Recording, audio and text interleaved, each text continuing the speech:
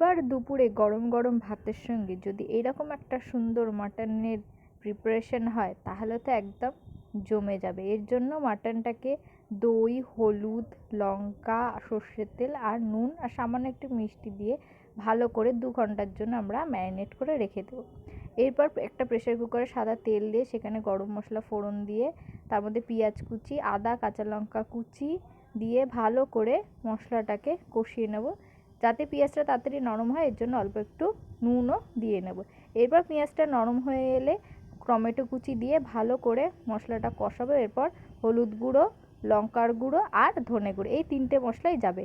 এরপর অল্প জল দিয়ে মশলাটাকে ভালো মতো করে কষিয়ে আগে থেকে ম্যারিনেট করে রাখা মাটনের পিসগুলো দিয়ে দেবো।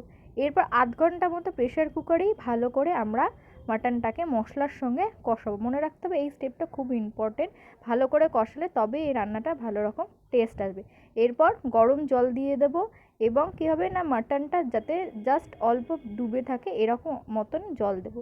এরপর প্রেসার কুকারে 3 থেকে 4টে সিটি দিয়ে লাস্টে একদম কাঁচা লঙ্কা দিয়ে নামিয়ে নিলে রেডি একদম গরম গরম ভাতের সঙ্গে খাওয়ার জন্য। এরকম আরও ইজি রেসিপি পেতে তাড়াতাড়ি পঙ্কুক বুককে সাবস্ক্রাইব আর ফেসবুকে ফলো করে নাও।